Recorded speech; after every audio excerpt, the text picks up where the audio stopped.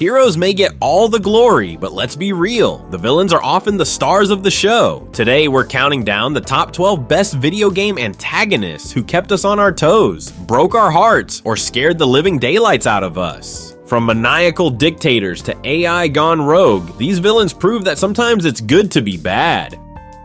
Kicking things off at number 12, we've got General Shepard from Call of Duty Modern Warfare 2. Now, if there's one thing Shepard teaches us, it's that sometimes the biggest threat comes from within. I mean, who needs enemies when your general is ready to stab you in the back, literally and metaphorically? Shepard isn't your run-of-the-mill bad guy. This dude is a charismatic leader whose betrayal cuts deeper than a sniper's bullet. His twisted sense of patriotism makes him unpredictable and deadly. One minute you're taking orders, and the next you're dodging his bullets. Remember that mission where you think everything's fine and dandy? Then bam, Shepard shows his true colors. It's like thinking you're at a party with friends and realizing someone spiked the punch. You can't trust anyone. Who can forget that final showdown, chasing him through a burning desert with adrenaline pumping and rage simmering? Just thinking about it makes my blood boil. He's not just an antagonist, he's a traitor with a capital T.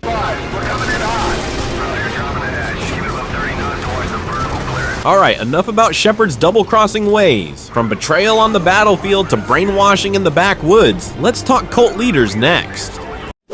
At number 11, meet Joseph Seed, the charismatic cult leader with a god complex. This guy doesn't just preach, he ensnares. Imagine if your Sunday school teacher had a penchant for apocalyptic prophecies and an arsenal to back it up. Yeah, that's Joseph Seed for you. He manipulates his followers with chilling ease, turning biblical verses into weapons of control. It's like he attended the How to Be a Terrifying Cult Leader masterclass. Every sermon drips with menace, each word a hook that digs deeper into his flock's psyche. If the rapture is coming, I'm not sure I want to be on his team. I mean, who needs that kind of drama in the afterlife? Picture this, you're floating up to heaven, but wait, here comes Joseph Seed with his creepy smile and ominous proclamations. Joseph isn't just about fire and brimstone. He's got this unnerving calm that makes him even scarier. You know that feeling when someone's too nice and you're just waiting for the other shoe to drop? That's every encounter with him. He's like the guy at a party who insists on showing you his basement. Nothing good can come of it. God is watching us. And he will... From a silver-tongued preacher to a sarcastic robot overlord. Number 10 brings us the queen of snark herself, GLaDOS. If sarcasm had a motherboard, it would be her. GLaDOS, the AI antagonist from Portal 2, isn't just out to get you. She's out to roast you while doing it. Imagine Siri, but with a penchant for dark humor and an obsession with testing humans to their limits. She keeps you laughing until she tries to kill you. Her passive-aggressive comments? Priceless. Oh, did you think that was going to work? She says, just as you're vaporized by a laser. It's like having a sassy older sister who also happens to control deadly test chambers. And let's not forget her penchant for cake promises. Spoiler, there is no cake. Who knew passive-aggressive robots could be so relatable? I mean, who hasn't had that one coworker who manages to insult you while sounding like they're complimenting your work? That's GLaDOS in a nutshell. But it's not just her wit that makes her memorable. It's her unexpected moments of vulnerability. Like when you find out she was once Caroline, a human woman. Suddenly, the ruthless AI has layers. She's not just code and circuits. She has a backstory that makes her both fascinating and tragic. Repair station recycling initiated. For your own safety, please vacate this station immediately. Alright, let's leave behind the sarcastic robot overlord and head to a dictator with style and a terrifying sense of humor. Coming in at number 9, we have Pagan Min. Now, Pagan Min is a villain who redefines charisma. With his charm and flamboyant style, he's the kind of bad guy you almost want to root for, until he proves he's just as ruthless as he is fashionable. Seriously, who else could pull off a pink suit while orchestrating a bloody regime? When you first meet Pagan, he's not shy about making an entrance. He arrives in a chopper, steps out with all the confidence of a rock star, and then casually stabs someone in the neck. Talk about mixed signals. One moment you're thinking, wow, this guy knows how to make an impression, and the next you're praying you don't end up on his bad side. Rule number 1 in Kyrat, don't trust anyone in a pink suit. Pagan's smile might seem welcoming, but it's more like the smile of a crocodile, right before it snaps its jaws shut. He's got this twisted sense of humor that makes you laugh even as he's doing something utterly horrifying. It's like if your favorite stand-up comedian moonlighted as a warlord. I mean, who else throws lavish parties amidst civil unrest? He's there sipping champagne while rebels plot his downfall. It's almost surreal. You half expect him to break into a dance number while bullets fly. Well, I suppose you could do what I did. But let's move on from charm to pure, unfiltered horror. Time to meet a sadist who redefines fear. At number 8, it's the Sadist, a villain who's as terrifying as his name suggests. Picture this: you're minding your own business, trying to survive in a world gone mad, and then you hear the sound of a chainsaw revving up. Yep, that's your cue to run. With his brutal traps and twisted mind, the Sadist makes sure you never feel safe. Every step you take feels like it could be your last. One wrong move and you're skewered on a spike trap or diced into pieces. It's like he's taken every childhood fear and cranked it up to 11. He's the guy who thinks your survival is optional but your suffering is mandatory. It's like he's got a checklist. Scare the living daylights out of you? Check. Make you question every decision you've ever made? Double check. He's not just trying to kill you, he's trying to make it hurt. And can we talk about his fashion choices? I mean, who goes into battle wearing an apron covered in blood and entrails? It's like he skipped the intimidating villain memo and went straight for nightmare fuel. If there were a contest for the creepiest apron in video games, he'd win hands down. Alright, let's leave behind the land of sadistic traps and take a detour into Nazi-occupied America with one terrifying lady in charge.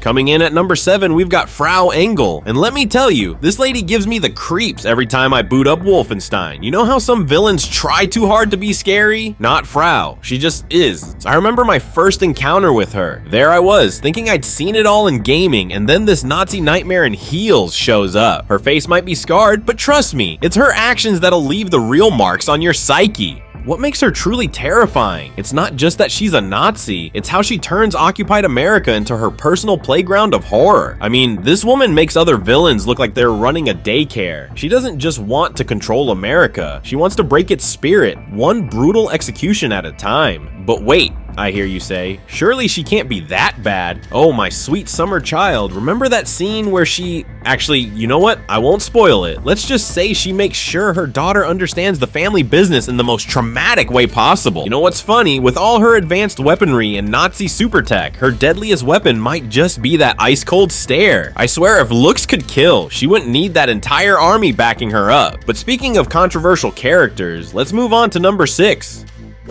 At number 6, meet Abby, a villain who's as hated as she is sympathetic. I remember my first playthrough. Man, did I want to hate her. I mean, how could I not? But here's the thing about Abby. She's not your typical bad guy twirling their mustache in the corner. Look, I get it. We all went into The Last of Us Part 2 thinking we knew who the heroes and villains were. Then boom, Abby comes along and flips the script harder than a parkour artist on energy drinks. Her story, it's messier than my room after an all-night gaming session. You want to talk about working out those anger issues? While most of us hit the gym to feel better about ourselves, Abby's out there becoming the human equivalent of a tank. I mean, those arms. I've seen tree trunks smaller than her biceps. When she throws a punch, even the screen shakes in fear. But here's what gets me. Every time I wanted to label her as the villain, the game showed me another piece of her story. It's like trying to hate someone who keeps showing you their family photos. Trust me, it's complicated.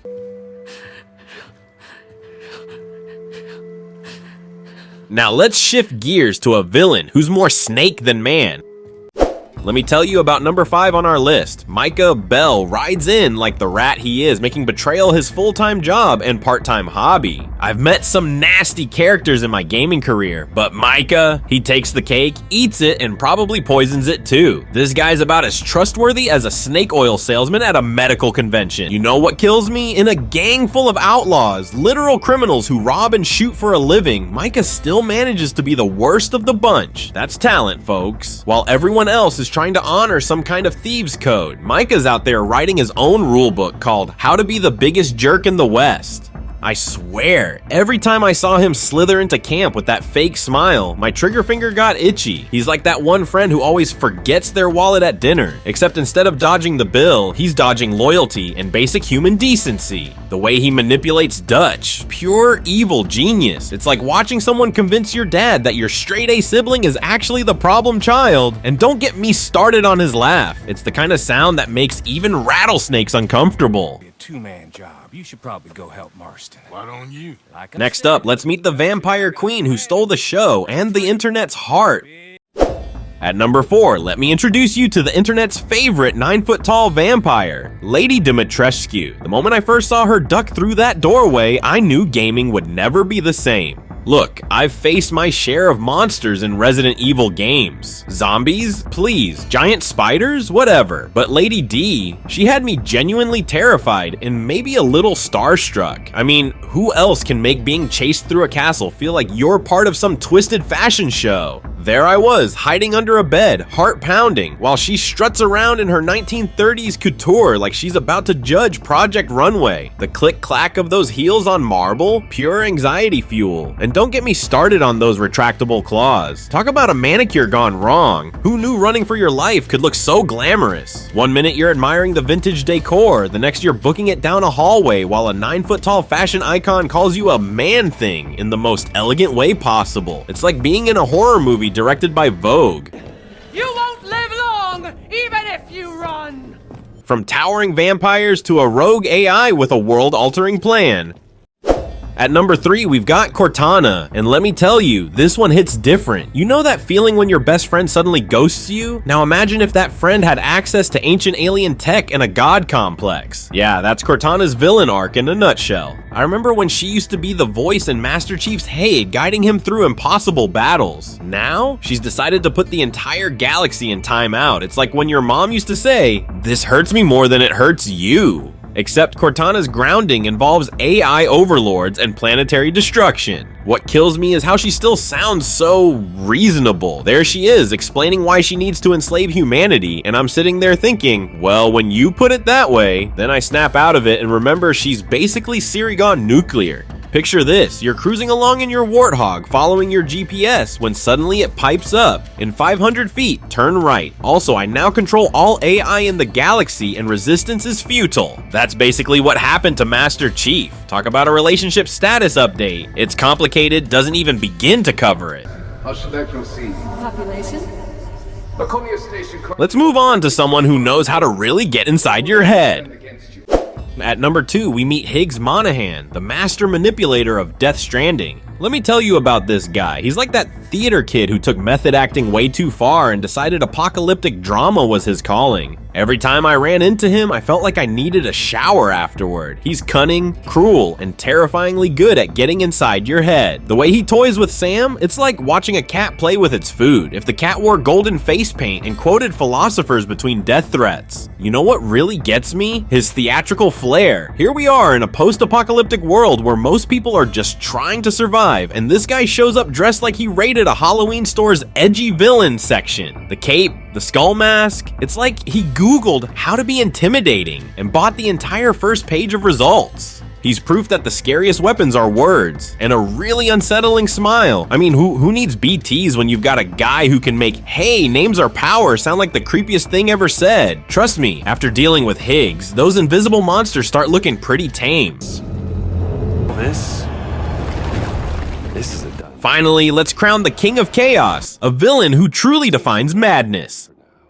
And finally, taking the top spot is none other than Vaas Montenegro. The moment I first met this guy in Far Cry 3, I knew gaming villains would never be the same. You want to talk about first impressions? Try waking up in a cage while this mohawked maniac gives you his famous definition of insanity speech. I'm sitting there, controller sweating in my hands, thinking, this dude is completely off his rocker, and I can't look away. Charismatic, deranged, and completely unpredictable, Vaas isn't just a villain, he's a legend. One second he's philosophizing about madness, the next he's shooting up a boat while dancing. It's like if the Joker took a tropical vacation and decided to become a pirate lord. The thing about Vaas, he doesn't just show you madness, he makes you feel it, and somehow you love every second of it. There I am, running through the jungle, heart pounding, and his voice comes crackling over a radio. Did I ever tell you? And I'm grinning like an idiot even though I know I'm about to die. And that's our list, 12 villains who remind us why we love to hate the bad guys. These villains prove being bad is more than evil deeds. It's style, depth, and making us question morality. I can't shake these characters. Vaas's words still pop into my head, and Pagan Min ruined pink suits forever. But I'm curious, who's your top villain? Lady D's graceful menace or Abby's moral complexity? Let me know below. And if you enjoyed this dive into gaming's Hall of Infamy, don't forget to hit that like button and subscribe. I've got tons more gaming content coming your way, from deep dives into legendary franchises to exploring gaming's greatest moments. Thanks for watching, and remember, sometimes it's good to be bad.